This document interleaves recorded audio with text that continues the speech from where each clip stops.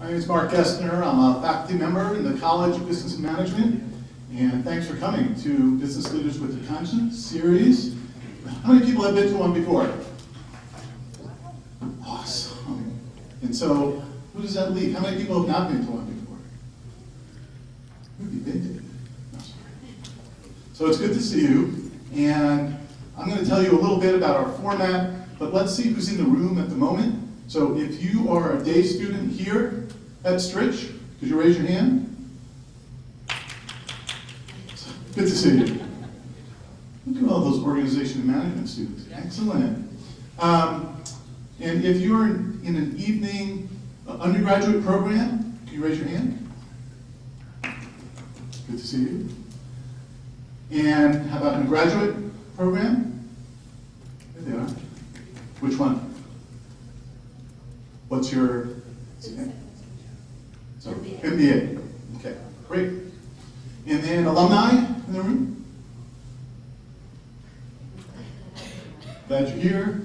And thanks to the instructors are here. What other faculty here? Instructors? Who about? Great. And then, who am I missing? Anybody else here is a guest? Okay.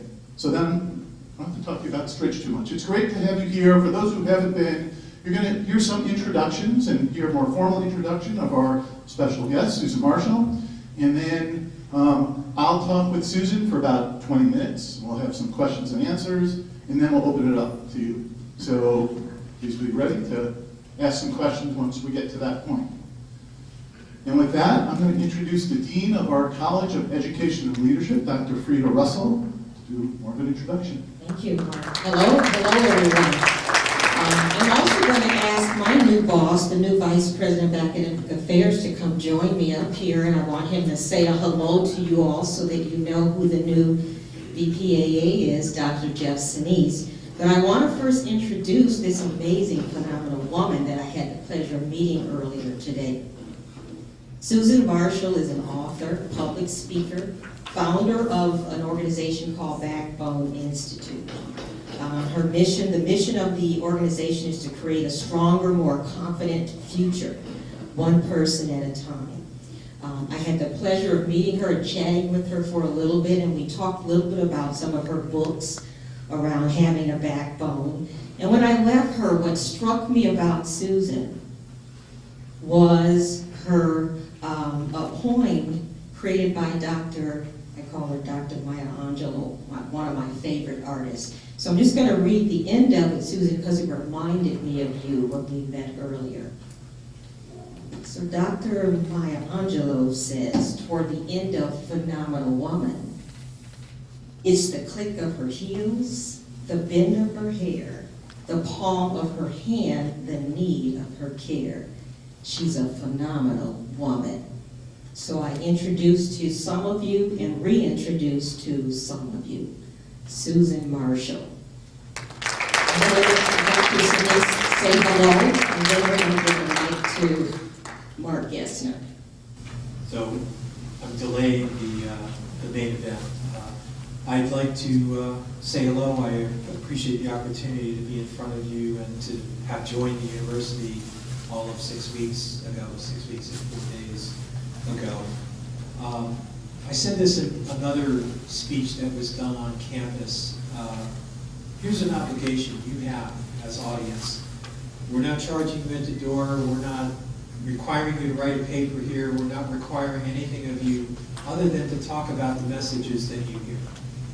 And that's your obligation as audience, is to extend this to the rest of the university community and your families. And you hear things, and I know you will hear lots of wisdom from Susan. That's your obligation, share it. Extend Cardinal Stritch University community into your communities as well. It'll extend the value of your experience. How many students are graduating this May? Great, congratulations. I look forward to seeing you walk across the stage and the parade of shoes. I look forward to that every year, so congratulations. Have a good night. Thank you, Susan.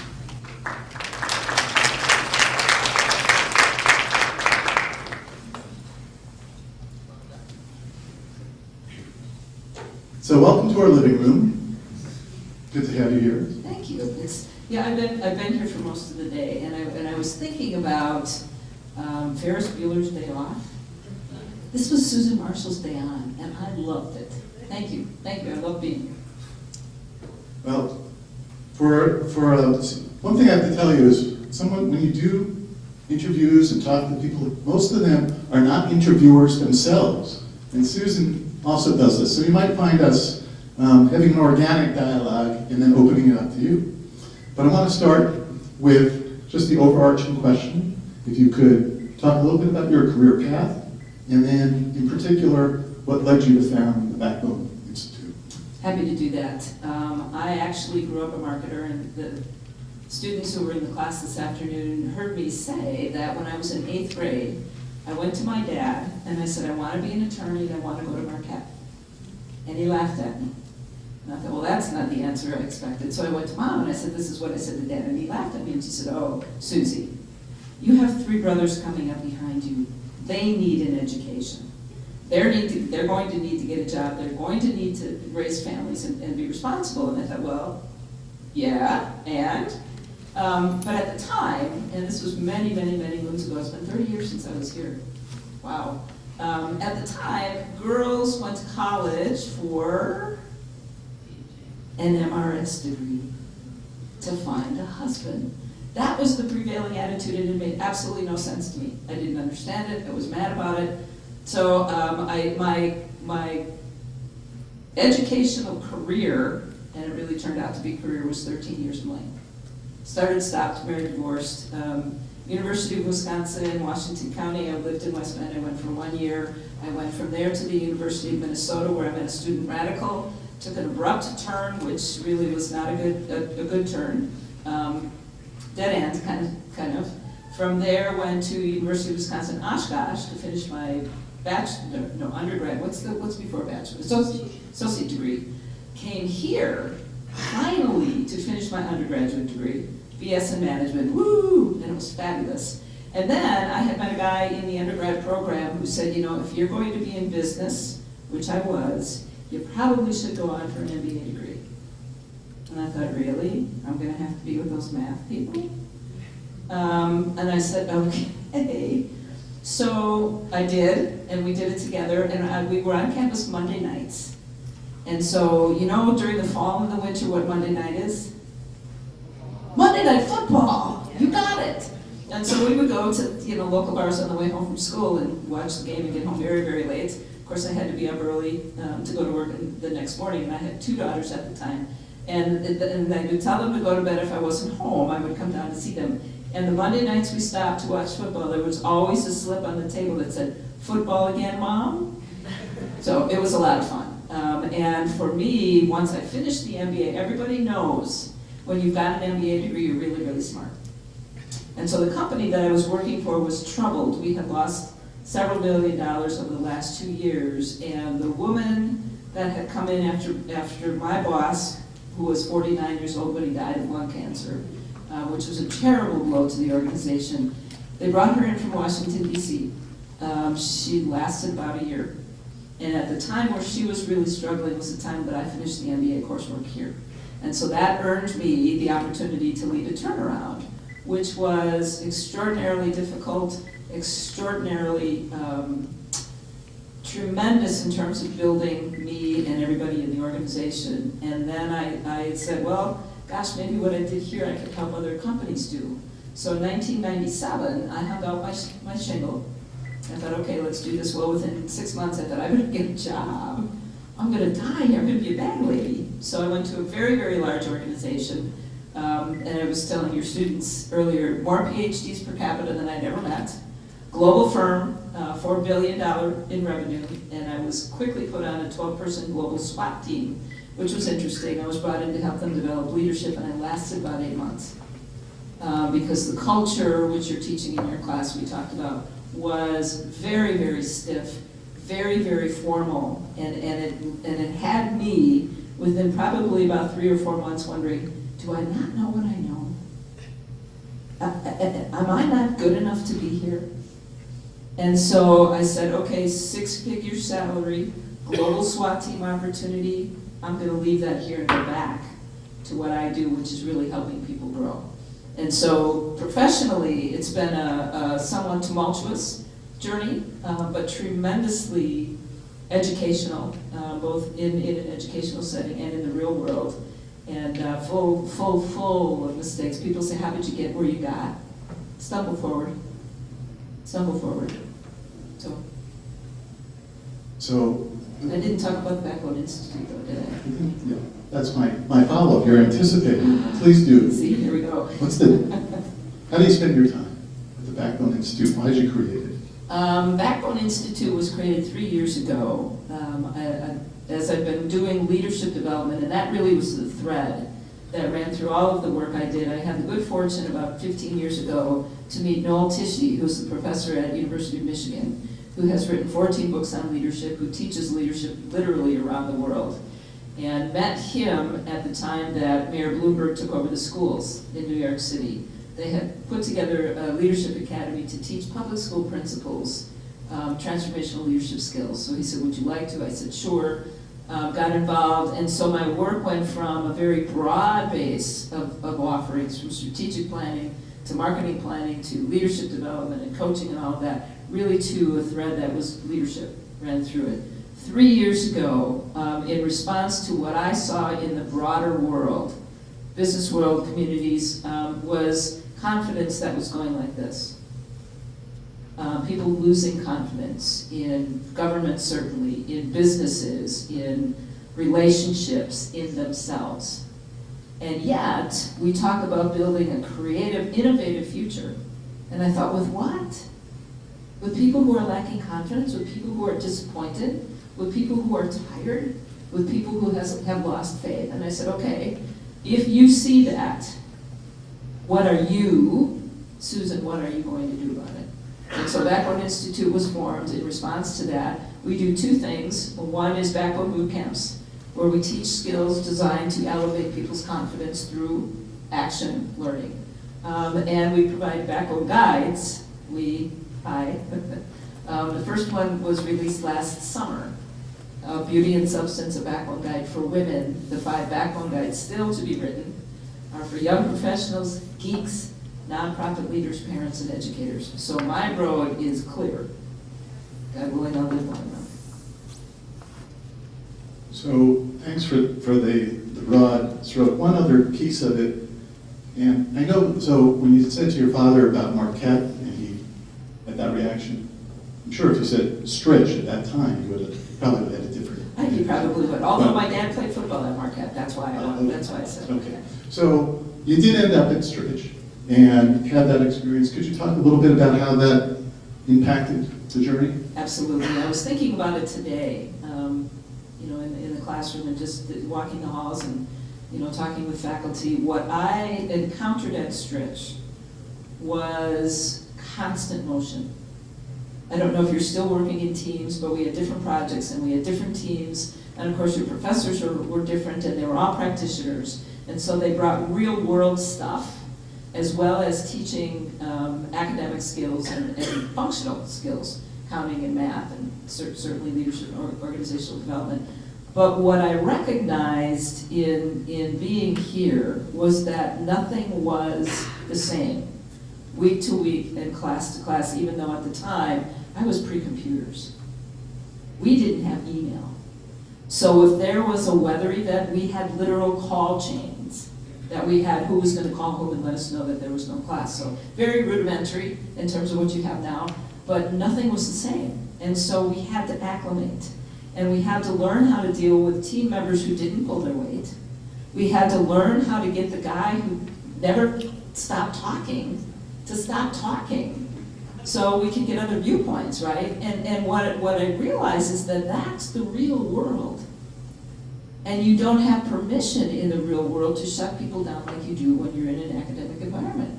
You can't say to a team member at work, stop talking because there are 5 of us who need to participate because we're getting a grade. There's no grades. And so how do you manage your discomfort? We talked about that in class today. How do you deal with people who are very different from you and effectively turn out an end product? And really, that's what business is all about today. It's very complicated, it's very fast-moving. And so Stritch helped me develop the ability to see that, to recognize how to function in an environment like that, and to really understand, more than believe it, to understand that we could be productive, that we could turn out something that was really very good. Yeah, it's interesting. So definitely had some reactions about the team aspect and I'm sure you did. needing to respond to the different folks on the team. In terms of real world experience now, so you've now been advising large companies, you've been working with a whole array of folks. In terms of the way you show up to these events and to these advisory sessions, engaging people and developing strength, for you who's teaching these things and training on these things, how are you an integrated self in that? How do your decisions, how do your actions align with the values that you're bringing, that you've developed over time? That's an important question, and I think it is probably the essence of education.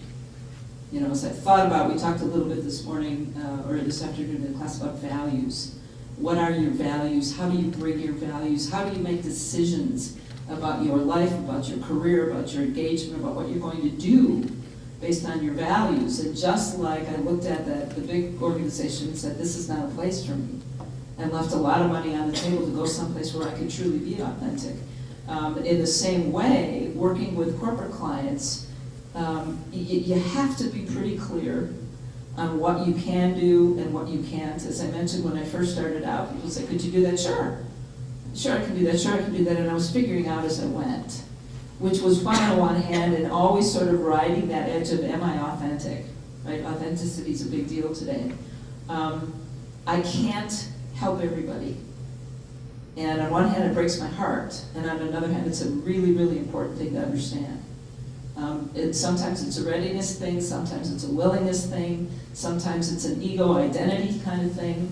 And I'm up against big firms in leadership development, and I'm up against big firms in terms of management development and training, which is a word that I just really recoil from as a regard to human beings, because I have dogs, I train my dogs, it's a whole different deal. But how do we, my mission really, and the 4 words you got on your gravestone, my 4 words are, she helped me grow. That's an uncomfortable process for most of us. It's uneven, it's sometimes scary, people get very angry with me at times, and I used to really struggle with that. I wanted people to like me. And so it takes some time, developing some calluses at times to say, you know what, I anticipate this reaction. No, you're not going to be happy. I know you don't want to write this paper. I know you don't want to do this to get the grade that you think you, but you have to do that. And I had to learn. There are things that I had to do that I really didn't want to do. So it's a growth. We're constantly growing. And once you figure out what the essence of your particular mission is, and you keep that crystal clear, you can adapt around the edges and you can be all kinds of different things. But who are you at the core? And that's what I bring to clients, and I think that's palpable as we're having conversations. I'm not selling people, I'm genuinely interested in what they need.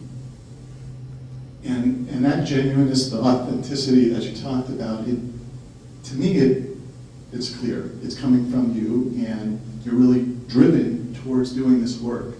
But if you think about where that started and what inspired that path, I know there's a compelling piece of that for you. You know, it's interesting because we had a phone conversation a while back, and I was thinking, how did I get to be this way?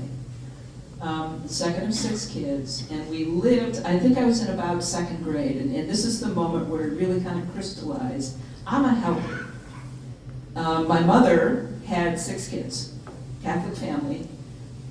She never wanted 6 kids. She still doesn't want 6 kids.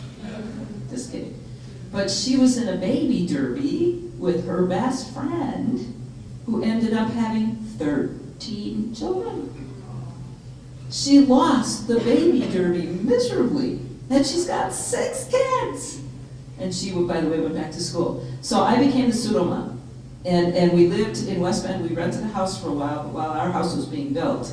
And it faced highway. I don't think it was Highway 45, but there was a beauty shop on that road, and the house was behind the beauty shop, and our entrance was down below. There was a big cement slab where we lived many, many childhood hours. Roller skating, jump roping, doing stuff, and somebody would always fall. Scrape a knee, hurt an elbow, hit a head, and they always came to me. And so I've carried that my whole life. I love to help people grow. I love to help people heal. I've learned that when somebody falls and scrapes it, you don't go, oh no, oh you poor thing. You say, oh yeah, okay, ouch, I bet that hurt, let's clean it up again, and on you go, right? We freak out now when people get hurt by the teeniest little things, and we're teaching them fear. And we're teaching them that life is scary and difficult, and we're forgetting that we're incredibly resilient. Let's teach the resilience so you can go out in the world and not be afraid of it. And so all of that kind of rolls into the work. My job really is to help people recognize the capacity they have and go out and test it and do new things and try new things and make mistakes and come back and go, oh, that didn't work out so well. But that's this community now. I'm so excited to be here. This is what you guys can help each other do now. Push and challenge and fall down and heal and say, what did we learn from this and what are we going to go try to do next? And so when you take that message to some of the large companies that you've worked with, like Harley and GE and others, how's it go? Sometimes not real well. Yeah? Where's the fertile ground and where's the pushback? Well, it's interesting, and I'm actually working with Harley at the moment. Worked with him years ago. Every organization on the planet right now is in flux. Everybody's dealing with a world gone absolutely crazy, moving too fast, too many changes, too much technology, uncertainty about who we are, where we're going, what the possibilities are, all of these new people, literally from around the globe. And so one of the big pushes is how do we get all of these people working well together? Not everybody's interested in doing that. So we have sort of a proverbial struggle between getting results and collaborating. And one of the sort of mythologies that's out there is that women are really, really good at collaborating and getting people to work together. They're not so good at getting results. And so there's that kind of struggle. Okay, so that's great. You can build my people, and then what? So are we going to sell more? Are we going to be more profitable? Are we going to compete more effectively in India, for example? Those are the kinds of questions that sometimes are really, really difficult to answer. But if people do not have confidence, you're never going to get there. So in terms of that confidence, and I know you have some other key principles along with that, could you speak to the key things that you've pushed for effectiveness? And then after that, I have one more follow-up question, and then we're going to open it up. But could you speak a little bit more to the frame? So the frame, let's talk first about Backbone. What is it? I wrote a book in 2000 called How to Grow Backbone, 10 Strategies for Gaining Power and Influence at Work. And as I was writing, I kept asking myself, what is it? Okay, Backbone, but what is it? If somebody were to say to you, what is it? Well, it's character, it's courage, it's something, but what is it? And I said, okay, well then what's it made of? Competence, confidence, and risk-taking.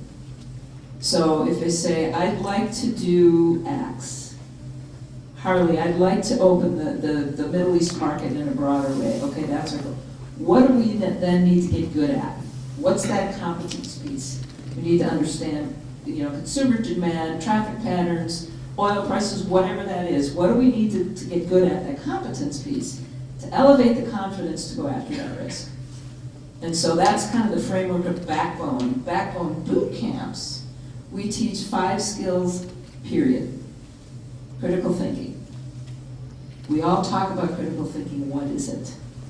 Well, the 3 things that it's not, that we sometimes confuse it with, are assumptive thinking. Just pay attention to how many assumptions you make, or assumptions people make about you or circumstances. It's not wishful thinking.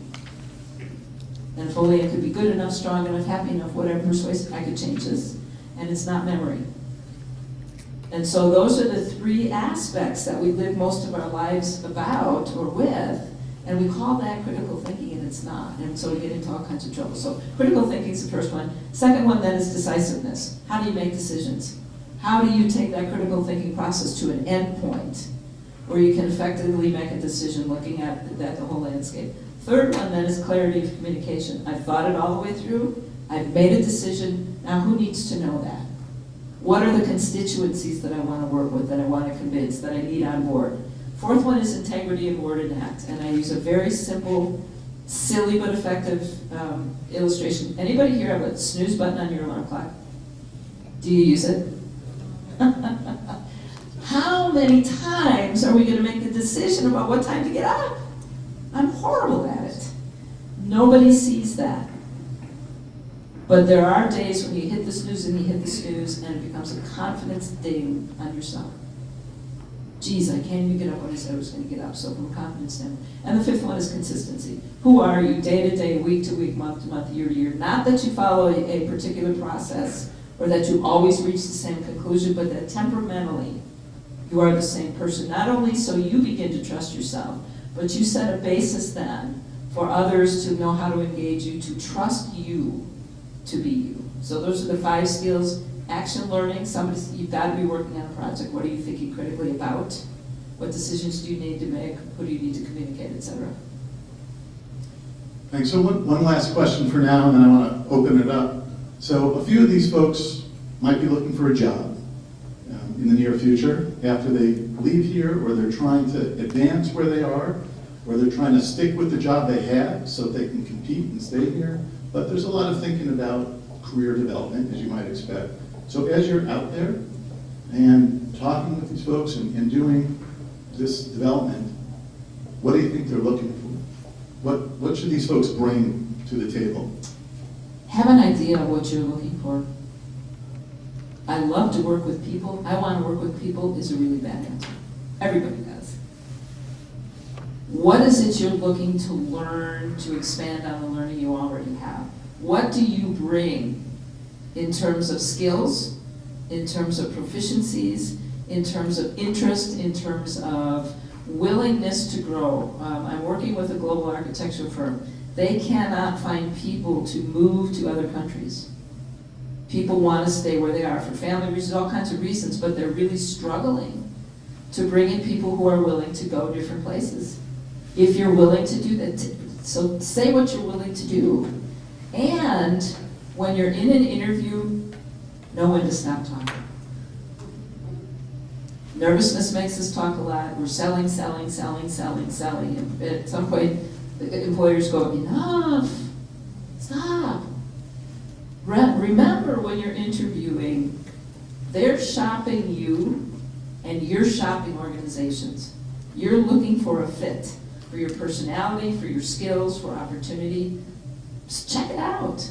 Don't be scared to ask that stuff. So all those things in a stretched degree gets you any job you want. Is that right? Any job you have the guts to ask for and work for.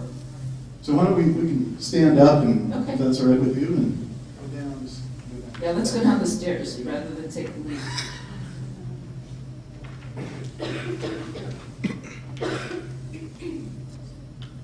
So it's time for you to ask some questions, and this young man has something. Sorry. Okay. So my name is Tim Manley. I'm a business undergrad here, track and field cross country athlete as well. I've had the fortunate privilege of taking Dr. Gessner's classes, both last organization management and management across cultures. But I did have a question for you. So how do you train your students, aka candidates or whatever you call them, to actively get comfortable with critical thinking in an environment that is challenging to them? Also, on an extension of that, let's say they find a passion they really enjoy. Mine personally is flying aviation. How would you train them to do better in that field that they know they want to go into? Couple of things that you said. One is practice. So in a classroom environment, in a workshop environment, we teach a skill. So we talk about critical thinking, what it is not, and then we say, think about something that you're challenged with right now. Who's involved? What's their stake in it? Who might be impacted in a decision that you make? What are your possible outcomes? What options do you have to do this? And we actually make them write that out, and then we pair them up, and we say challenge each other. What you just said about what you wanted and the other people involved doesn't make sense to me. Say more about that. So we practice. And the practice part, particularly with the critical thinking, gets really, really hard. It's like, you know what, my brain is tired. I don't know. I don't know. Okay, write that down. I don't know. Then when you go back and you think about it, how do you fill in those blanks that you don't know? Who do you need to talk to? What questions do you need to ask? What assumptions have you made that you need to check, are they true or false? And then proceed accordingly. So practice, practice, practice is one. When you've got something that you know you want to do something every single day to work on that. Read an article, call somebody who's in the field, talk to a professor, go try something, visit a company that's doing that particularly well. Every single day, take one little baby step toward making that proficiency stronger. What happens when you do that is you get out into the world in ways that you haven't before, and you equip yourself with all kinds of stories that employers love. Where have you been? What did you do? What did you learn? What happened that you didn't expect? How did you deal with that? That's all this part of critical thinking, pushing past the assumptions, pushing past the expectations of others, and really saying, this is what I'm living, and this is what I'm learning. I hope that's relevant for you. Answer your question? Thank you. Other questions? Oh, I don't know, come on. there you go. Hi, my name is Ursula Flores, and I'm in the MBA program, and I have a question with regards to diversity and inclusion. Nowadays, I think that that's a very hot topic, and I can see in the room that we definitely have a lot of diversity here. With your experiences and travels here or outside of the country, how do you approach individuals who are afraid of diversity or are afraid of including others, especially with a plethora of different degrees and educational backgrounds? Really, really good question. Thank you for that. It's a real thing. And we've spoken about diversity and inclusion for, I don't know, the last decade, 15, 20 years.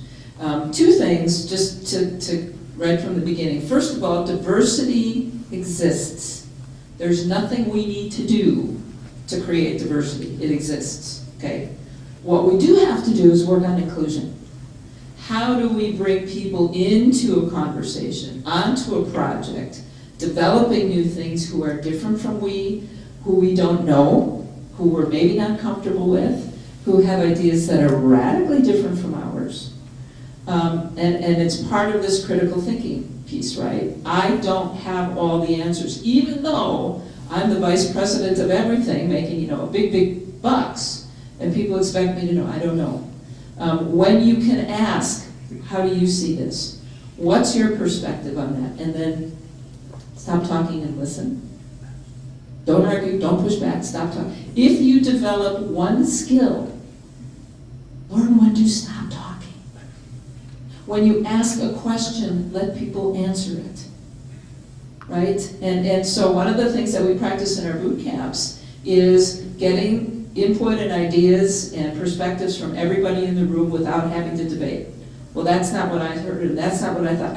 You asked me what I see. Here it is. The other aspect of inclusion that has been challenging over the last couple of decades is when you think about power and you think about a power structure. When we begin practicing inclusion, we're distributing power. People who have power don't generally give it away wholesale. And they don't rush to give it away to people they don't trust. And so when we're building inclusive teams and we're bringing people into our discussions and our work, how do we help them understand where it is we're trying to get to? And then how do we gauge their seriousness, their readiness? Are they in this to help us as a team? Are they in it for themselves, to make a name for themselves, to have some visibility? So those are all judgment calls. But they're really, really important. What I'm finding over the last probably 2 or 3 years is that people are really getting a kick out of working with people who are not like them. The most secure, grounded humans are the ones who can say, I don't really know much about this, can you tell me? Or, I don't understand, can you help me? When you're dealing with a boss like that, that's a good thing. So it's about redistributing power. It's about getting comfortable enough to recognize that you have a perspective that's limited, and that every single one of you in this room sits in a different seat of the arena of life. I don't see what you see. You don't see what I see. Let's share that. I'm a football junkie, okay, and I love to use this example. And Green Bay Packers, right, since I was little, Boyd Dowler, Carroll Dale, you know, Jerry Kramer, all those guys you heard of but never experienced. But to this day, when the Packers get a penalty flag, I'm like, you gotta be kidding me! Are you blind? And then they show the camera angle from across the field. Oh yeah, okay, never mind, let's go, I'm at the game. So it's really, really important to recognize that we see what we see, and other people sometimes see things very differently. If we can listen to that and take it in and recognize that we don't lose what we already know, but we gain a broader understanding of what it is we're working on. Does that answer your question? Thank you. This is fun, others.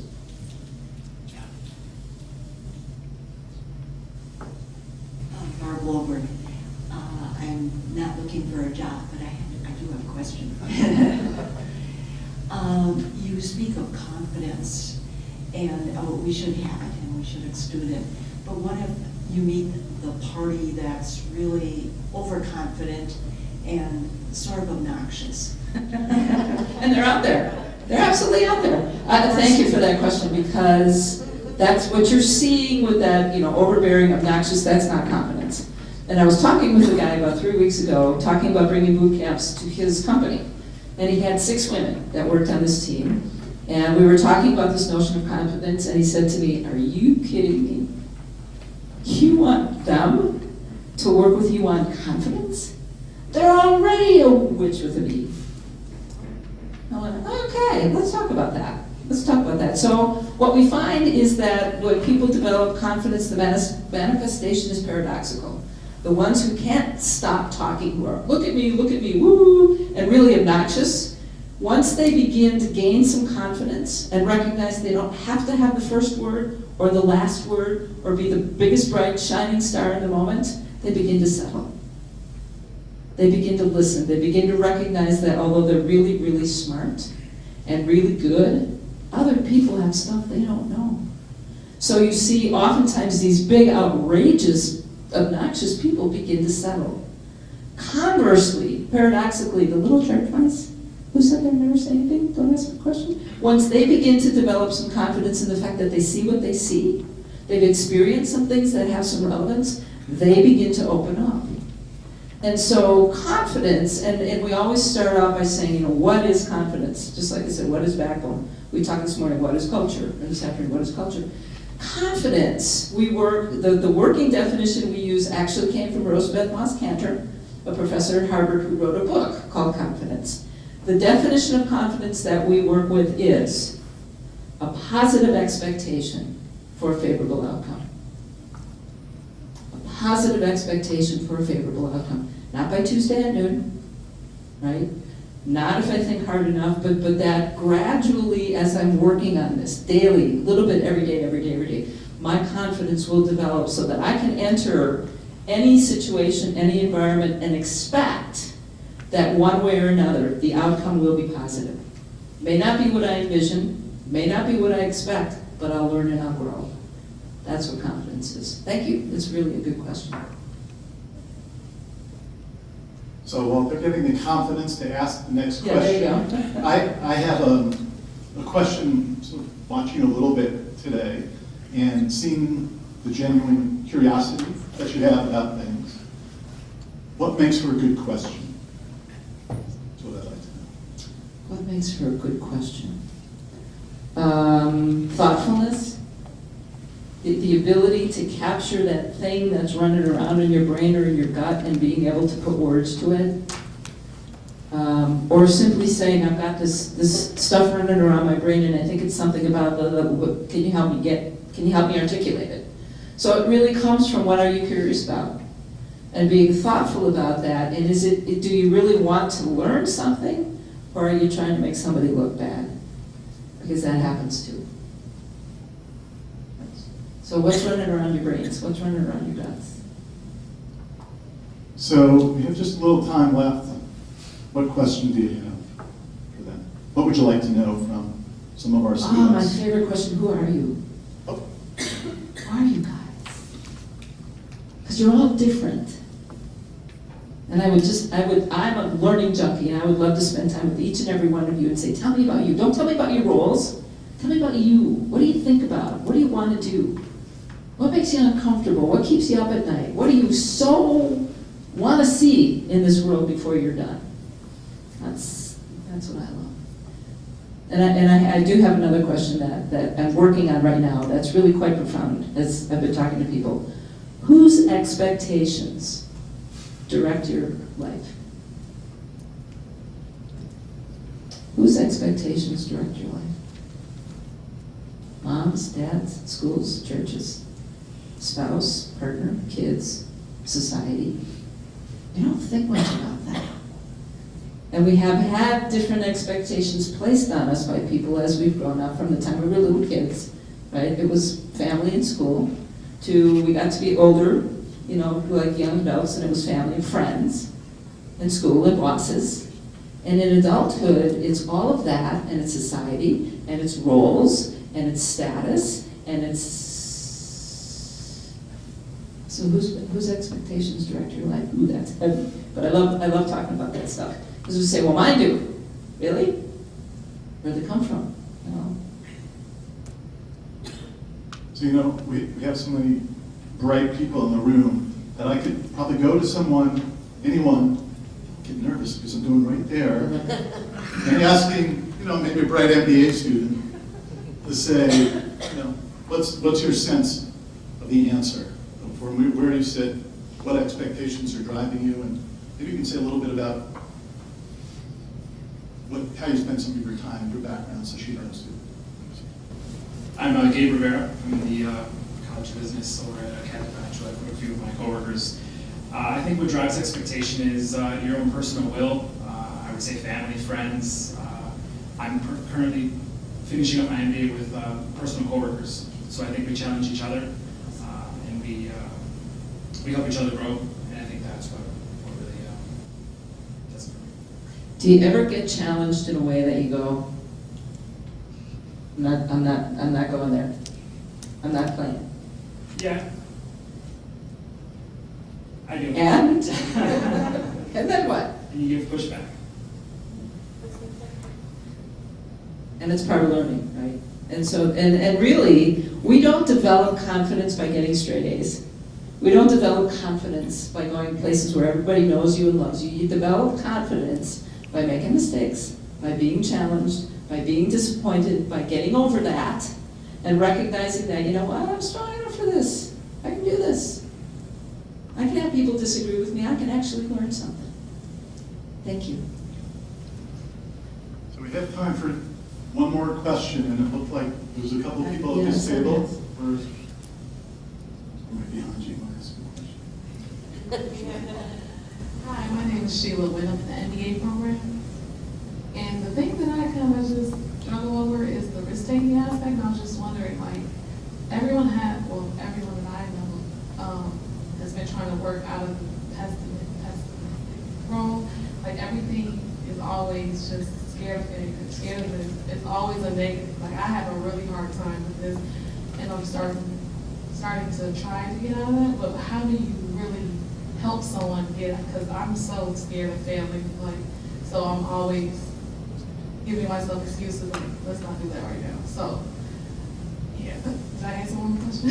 And that's, you know what, that is a great question. I have a next door neighbor who I have told her, I don't know how many times over, she is the most stubbornly unhappy person I've ever met because nothing's right.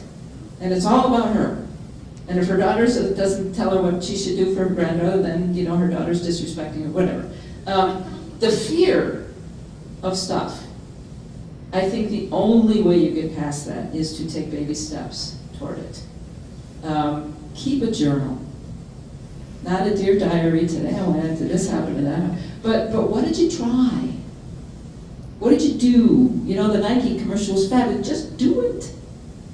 And I have to do this myself, so I don't think you get to a certain age and you never stop doing that. But you get to the point where you say, you know what, stop thinking and just go do it. When you've made up your mind you're gonna do something, just go do it. And if you have friends who can say, you said you were gonna, I'm watching, I'm aging, waiting for you to go do that, go do it. And then keep track of what happened. Sometimes we scare ourselves out of doing things, yes, but sometimes we go and we do stuff even though we're scared. If we don't record that, we lose the opportunity to convince ourselves we can. So keep track of what you're doing. And when you do something that really did scare you and it was okay, and you're home and you turn off the light in bed and you're like, oh, I did that. Write it down. You did that. That's how we grow. And push each other to do that. And share notes. Like, yeah, you think yours was scary, look what I did. It's fun. Have fun with it. Have fun with growing. To close and say thank you.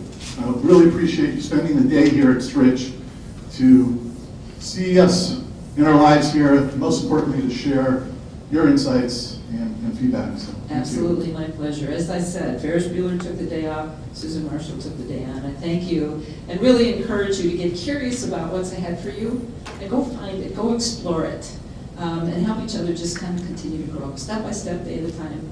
Thank you so much for the chance to be with you today.